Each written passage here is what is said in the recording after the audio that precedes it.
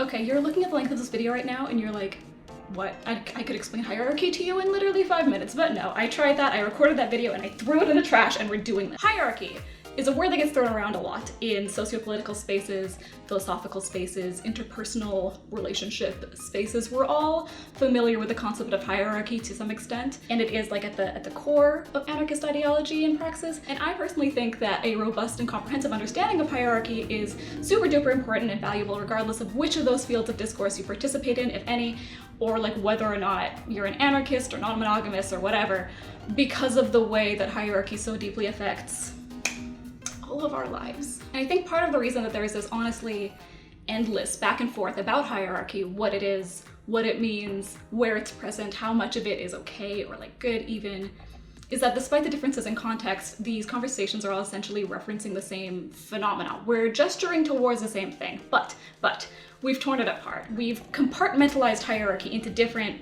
boxes based on like the specific symptoms of hierarchy that we're trying to address in any given moment. It's kind of like looking at COVID and trying to treat like a loss of smell and brain fog and severe lung complications as distinct and separate illnesses rather than manifestations of the same virus. Which, like, to be clear, symptom management is really important. If you have severe lung complications, you should look for ways to treat that. But we can't come up with a vaccine for a virus that we don't know exists and that we're not looking for. You know what I mean? Look, I'm bad at analogies, but let's assume we know what you mean. People tend to get a little spicy when I start to draw connections between like different manifestations of hierarchy, such as capitalism and patriarchy and monogamy and white supremacy and conventional parenting, because obviously the effects and implications of these hierarchies are different, but they are all part of the same machine, right? Like, I'm not saying they're the same thing, I'm saying they're the same thing. And so this video isn't only an operational definition, even though this is how I personally use the word hierarchy and how I'm going to keep using the word hierarchy in future videos. And it's also not just a pragmatic offering, even though again, I do think that this is the most practical and useful way to use the word hierarchy. I want to make it clear that this is a semantic argument. You suck! Meaning that I think that to like a significant extent, the undercurrent of this framework and understanding of hierarchy is already embedded culturally and contextually, that it is on some level intuited by people who are trying to have conversations about hierarchy, and that this is what people are trying to get at. But it's almost like on the periphery of the conversation, like we're aware of it, of something dancing on the edges of our visions, but it's too blurry to make out clearly. Like we can't quite put our fingers on it. So instead we have the same conversations over and over and over again, pointing at the different outwardly observable patterns that result from hierarchy, whilst lacking like the tools and language required to be able to get at the heart of the issue. And that is the problem that I am going to try to tackle today. Wish me luck. Okay, so as far as I can tell, the phenomena of hierarchy has 3 main components: priority, power, and thought. And what's fun about that is that which of these is centered does seem to kind of track across the different spaces where people are having conversations or discourse about hierarchy, at least in my experience. In that, like, for example, within non-monogamous or relationship type spaces, the focus is usually on hierarchical priority. And if you move into socio-political and especially anarchist spaces, you'll see more conversations about hierarchical power. And then as you sort of drift your way into conversations about hierarchy within philosophical and especially like metaphysical perspectives, that's where you get like hierarchical thought or conversations about hierarchical thought, if that makes sense, hierarchical thought. And my belief is that hierarchy, the phenomena of hierarchy, actually exists in and can probably best be described as the dialectical relationship between these 3 elements. We need to look at the function that each of them serves in relation with one another in order to be able to see and talk about and deconstruct the thing that we call hierarchy, so that we can learn to navigate, limited resources and power imbalances and differences in perspective or ideas in a way that is non-hierarchical or anarchic, if you prefer. All right, and I'm gonna start with prioritization. There's this idea that anytime any choice is made between several like options, that in and of itself constitutes a hierarchy. This is not the case. Hierarchical priority refers to like the systematic division of resources, and specifically resources that are considered to be both desirable and or like finite, limited in some way. So tangible resources, like a specific item, like a house or a toy or a burger, but also less tangible resources like time and money and energy and often also things like, opportunity and empathy and respect. In other words, when push comes to shove, who eats first, right? Who do we, on both like an individual and societal level, make sure is full before anyone else gets a bite? And then who gets fed some if we have leftovers, and who is expected to find food elsewhere, if at all? Which leads me right into the next component of hierarchy, which is power, right? Specifically, authoritative power over the distribution of the aforementioned resources. It is often the case that more than one person will want or need access to the same unique, finite, or limited resource, and hierarchical power refers to the administrative control over those resources. In other words, who gets to decide who eats first? Who has a seat at the table and who doesn't? How much of an impact does their input make? And who makes the final call? Power itself, as in the function and ability to act, isn't inherently hierarchical. Power can be divorced from coercion and domination. Like if someone very tall has an easier time accessing things on the top shelf than someone who's very short, that doesn't immediately constitute a hierarchy. Now, if everything a short person needs to live is routinely placed on the top shelf, creating a scenario where they have to rely on the benevolence of tall people in order to survive, and or accept that their lives will just forever be that much harder, that they'll always be straining to reach or climbing on things or slipping or making do without, that creates a hierarchy. Bingo bango, hierarchical power. And that brings us to the last component of hierarchy, thought. This one is the trickiest because it sneaks in unnoticed and runs the whole show. Specifically, hierarchical thought refers to thoughts, ideas, and beliefs that attempt to qualify and quantify a person's inherent value or worthiness, right? We can find hierarchical thought in the stories that are told about who is worthy of hierarchical power and priority, both externally and internally. So the stories that we're told, that society tells, that the people around us tell us, and then also the ones that we internalize and tell ourselves. In other words, what do we believe about who should eat first and who shouldn't? Or who deserves to make those kinds of decisions or have a say and who does not? Take the hierarchy of morality, for example. Okay, I just said that out loud and realized that I'm coming in right from left field, but we're gonna keep going, where we've each internalized a qualitative rubric of traits and behaviors that make someone a good person, and then we value people that we consider to be good based on that qualitative criterion above people that we consider to be bad, and therefore assign good people, in theory at least, more power and priority. Or if we go back to the height example, there might be a belief there that it is natural for resources to be placed on the top shelf, or maybe that's the way it's always been, or that tall people deserve easier access to those resources, or that it's actually better for short people to have to go through tall people to acquire needed resources because they're, clumsy and tend to hurt themselves, or whatever it may be. Does that make sense? I don't know. I don't know if anything I'm saying makes sense to other people, and it's very stressful all of the time. The key here is that we usually do this without even being fully aware that we have constructed a rubric or being able to articulate a whole comprehensive and coherent rubric if we were asked to.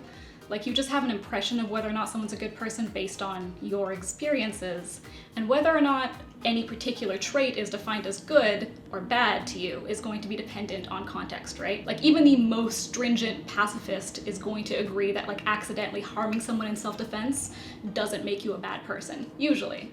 Just to give an example of what I mean. I do want to dive into this one a little bit deeper because I found that it isn't explicitly talked about nearly as often as the other two, and also because on the first blush it does seem to be a lot more abstract, kind of. There's this German philosopher named Max Stirner, who is usually credited as being the father of egoist anarchism based on the title of his most popular text, which is The Ego on Its Own, which is a bit of a mistranslation, but we're moving on. Stirner wrote multiple texts exploring the idea that people are conditioned by their upbringing and their surroundings to operate with certain sacred thoughts, and he calls these thoughts spooks, which is also a mistranslation, but it's fun to say, so I'm keeping it. And his whole shtick is that these beliefs, values, and ideas can become so deeply embedded in our psyches that they transform into spooks that kind of float around and frighten us away from exploring or even acknowledging the possibility of alternative options. They become so seemingly universal and innate and natural that they're almost never acknowledged, and the mere act of questioning or attempting to deconstruct them can be seen as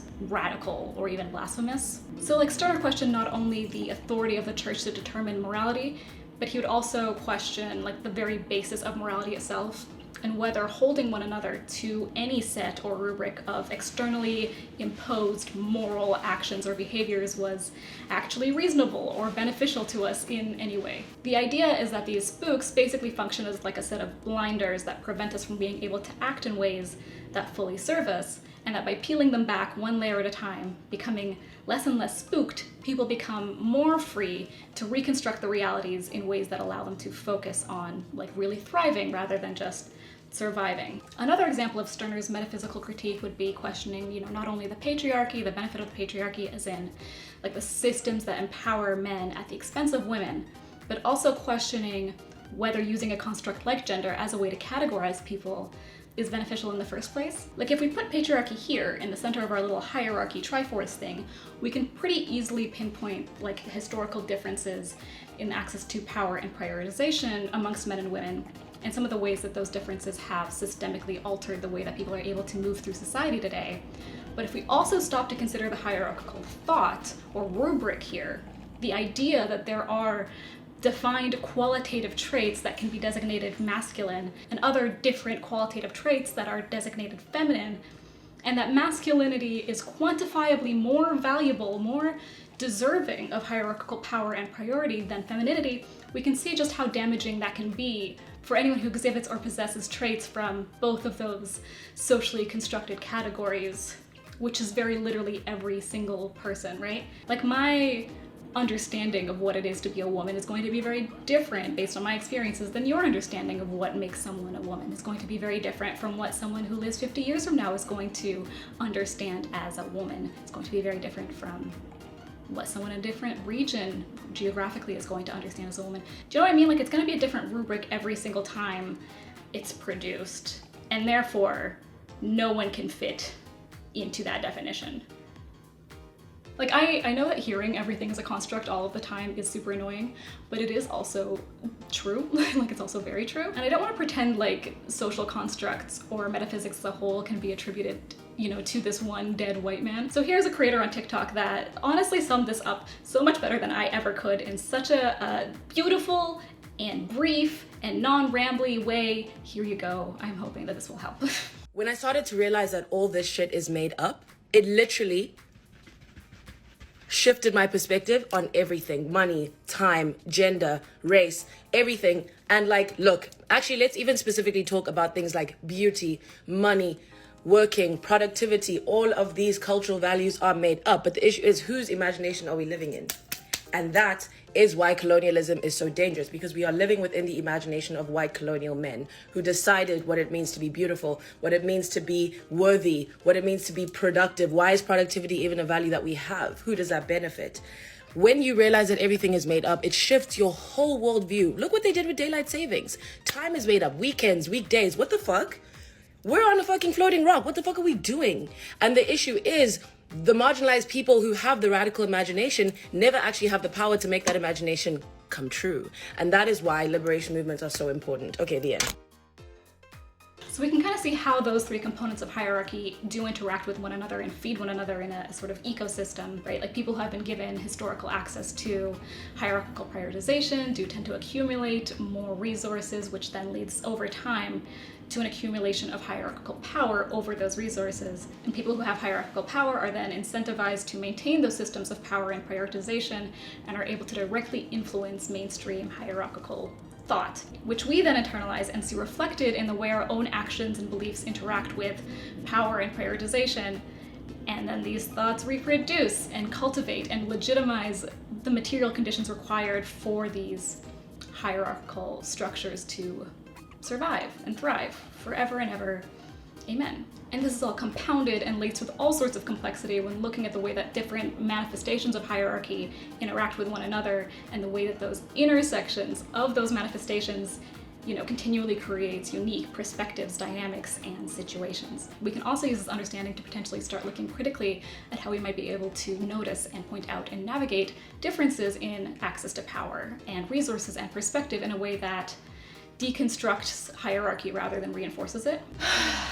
Okay, let's take a quick break from theory, kind of, to talk about prescriptive and descriptive hierarchy, which, if you're unfamiliar, is like a very popular framework used to talk about hierarchy within non-monogamous spaces. But these concepts do absolutely track across relationships that have nothing to do with non-monogamy or even romance. And I want to talk about the way that the prevalence and normalization of this framework has like very seriously damaged our collective ability to witness and address the damaging effects of hierarchy and like relate with other people in a way that doesn't suck. Prescriptive hierarchy within the context of non-monogamy usually refers to relationships that are predefined, right? Usually, but not always, this type of relationship structure blossoms when monogamous couples decide to open up their relationship to include additional romantic or sexual prospects. The couple usually creates a set of agreements between themselves that dictate how, when, and to what extent other relationships are allowed to develop. Sometimes they'll even use labels like primary or secondary partner to kind of describe various people's positions in the hierarchy, with the understanding that the higher up the hierarchy a person is, the more influence they have over their partner's other relationships, and especially over future new relationships that have not come to fruition yet. Like I said, you don't need to be non-monogamous to participate in prescriptively hierarchical relationships.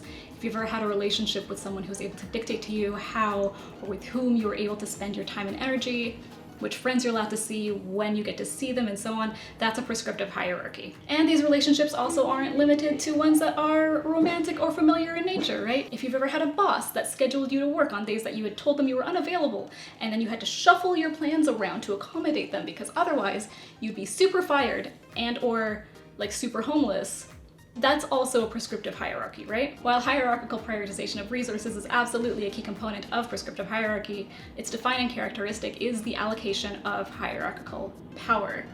Wow, that sentence took me a lot of tries.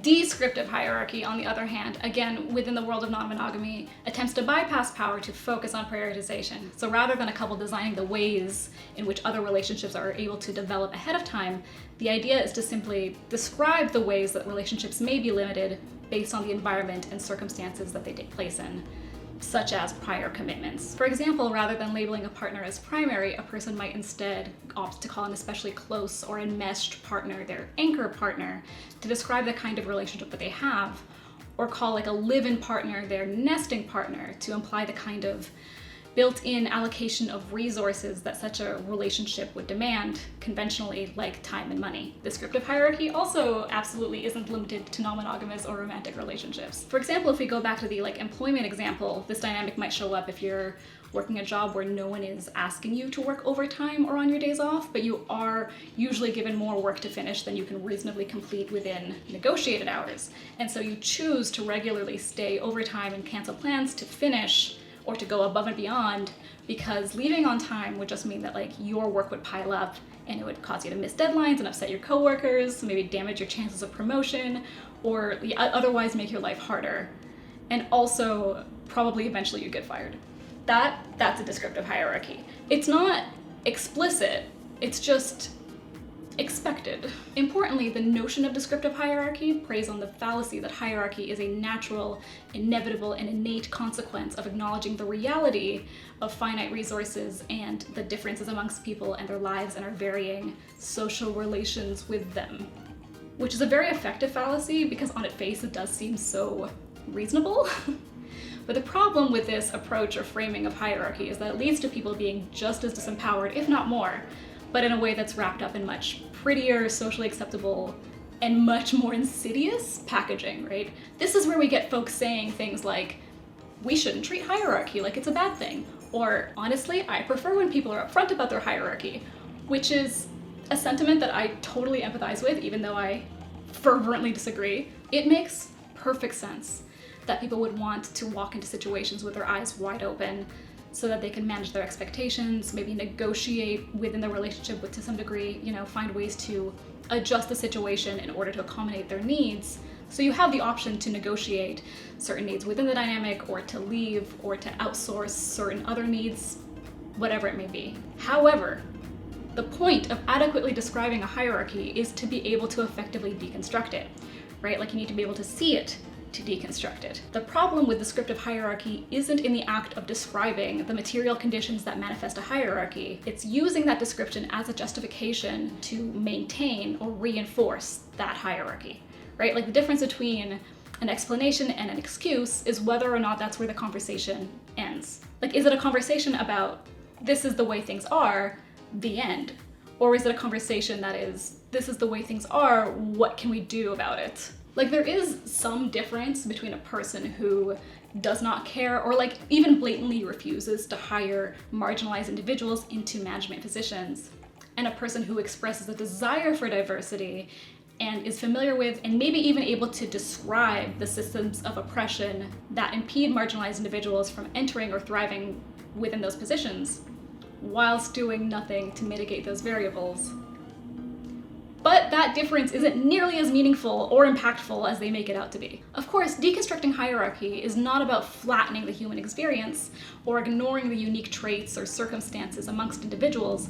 Quite the opposite, right? And this is where the explicit connection between relationship anarchy and anarchism really shines, in my opinion, because the ideas behind the attempted justification of prescriptive and descriptive hierarchy do directly track onto fallacies that also exist and are routinely debunked within anarchist spaces. And these are the fallacies of justified and voluntary hierarchy. The idea of justified hierarchy has been around for a while. It seems like it was popularized by Noam Chomsky. He's very often quoted as saying something like along the lines of, authority, unless justified, is inherently illegitimate, and that the burden of proof is on those in authority. If this burden can't be met, the authority in question should be dismantled.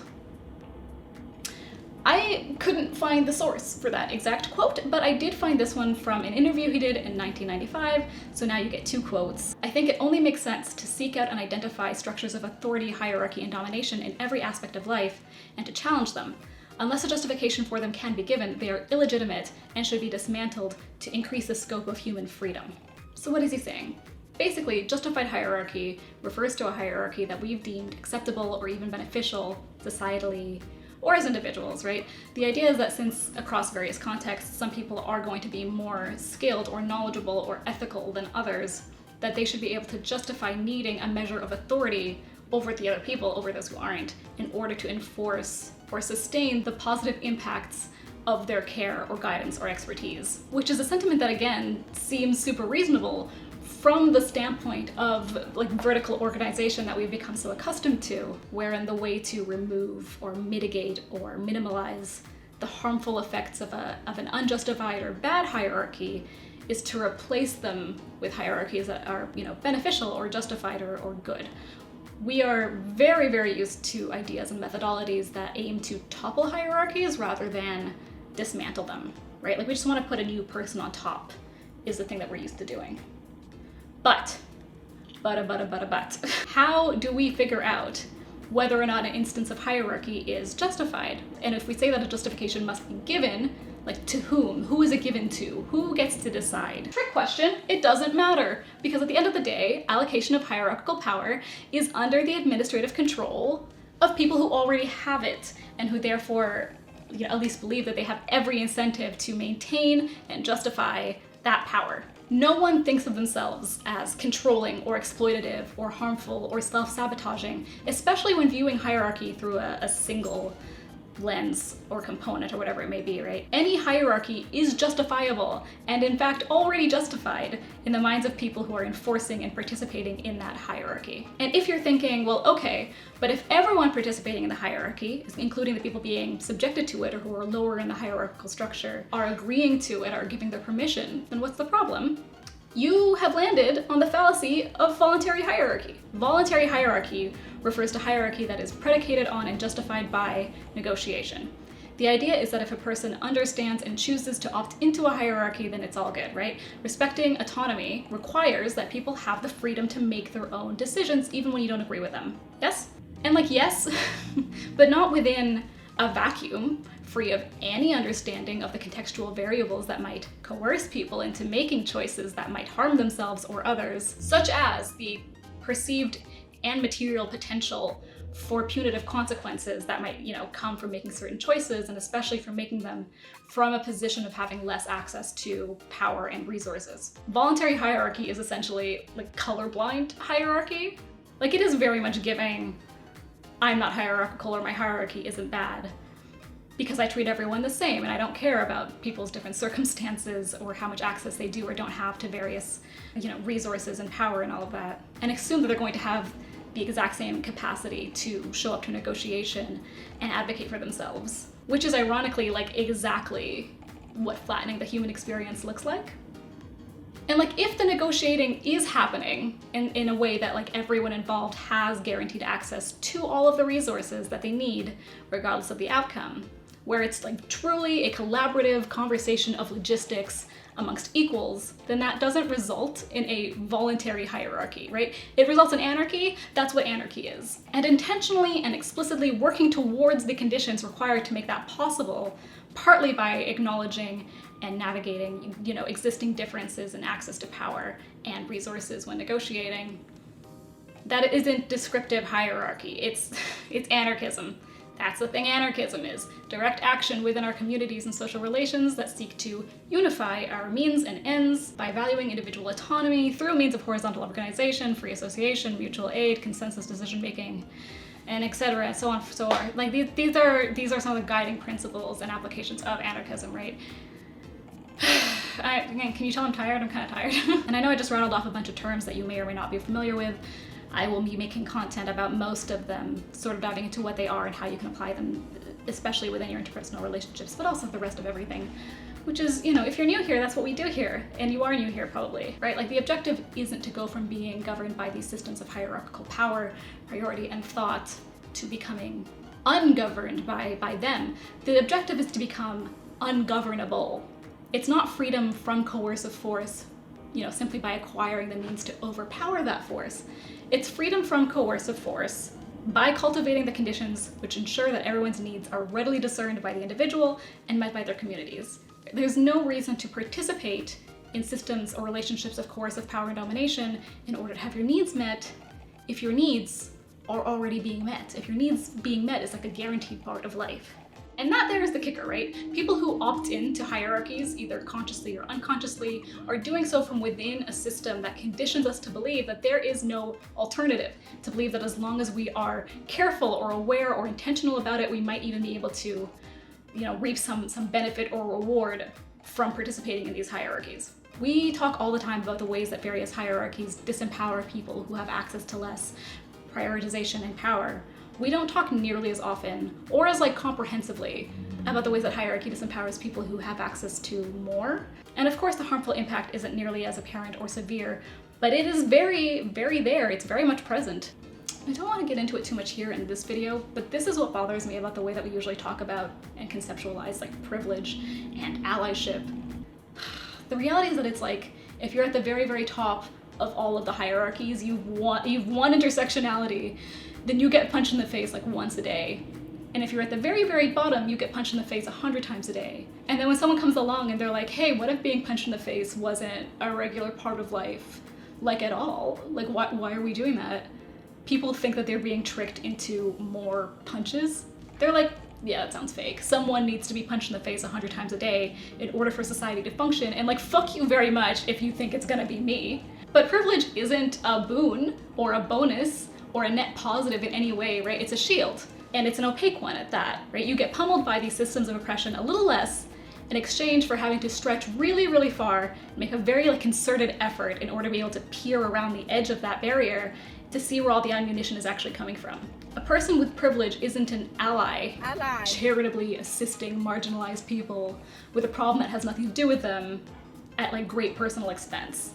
A person with privilege is someone who has access to different resources and has the opportunity to engage in solidarity by actively leveraging those resources to participate in the deconstruction of these hierarchies, which harm all of us. They harm all of us. Like, the point of, you know, sometimes hanging back in order to spotlight marginalized voices isn't just that they deserve to be heard, although they absolutely do, right? The point of spotlighting marginalized voices is that their lived experience grants them the potential to access insights and connections that are missing from the conversation by design, by virtue of being systemically under-resourced and disempowered.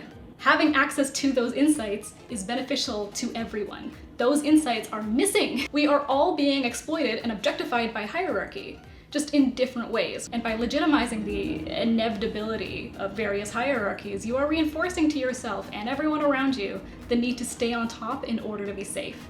And you are feeding the fear of change, right? You are incentivized to look out for yourself in ways that perpetuate the very systems that you are scrambling to protect yourself from. Allocating whatever hierarchical power or prioritization you do have access to yourself or to your loved ones isn't care. It's disempowerment. Baby, the hierarchy is in your head, and you didn't put it there, but it got in there anyways, and it is robbing you of the connections based in authenticity and mutual aid that you deserve. And it is robbing you of liberatory joy. And there does need to be joy. There does need to be room for joy. Okay, great. Hierarchy is awful, and it's everywhere, and almost everything we do plays right into it. So now what?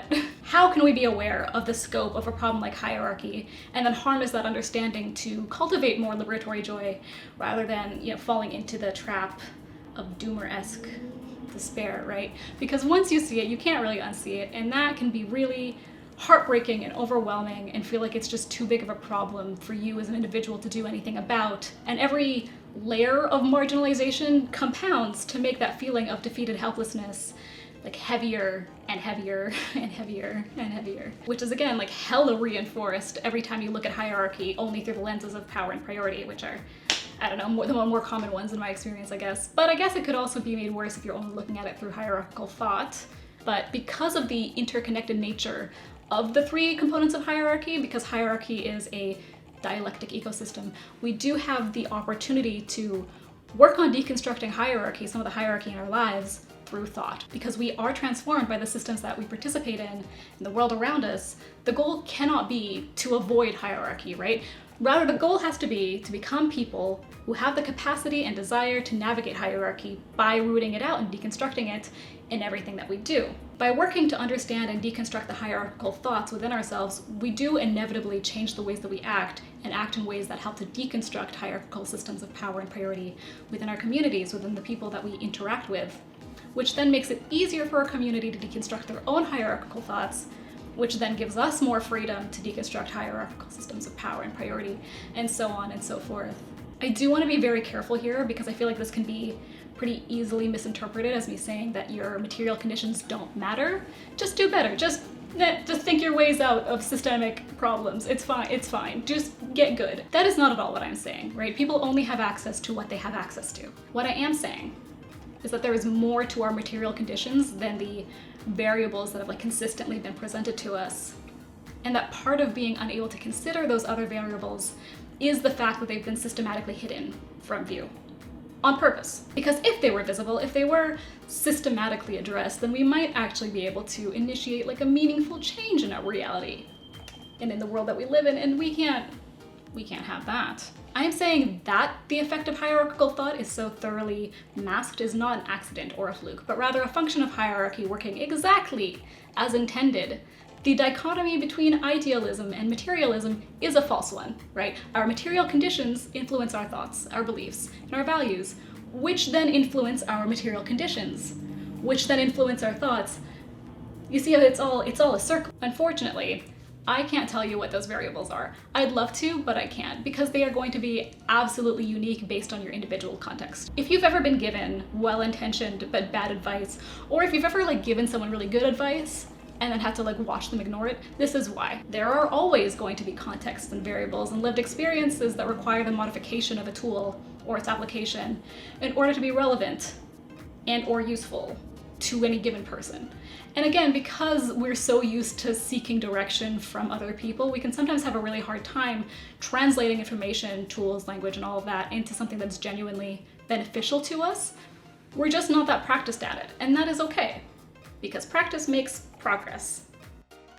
As a very slowly recovering perfectionist, it was really hard for me to say that last line without saying practice makes perfect, but it doesn't. It doesn't ever do that. It only ever makes progress, and that's okay. That's good. That's where we're at. Anyways, I hope this made some sense to some people. If it didn't make sense to you, honestly, no worries whatsoever. Hierarchy is complicated. It is at the core of a lot of theory, and I'm not the best at explaining things. I do my best. I'm trying to get better at it, but it is hard. And obviously, a lot of people have different perspectives and opinions about how hierarchy works.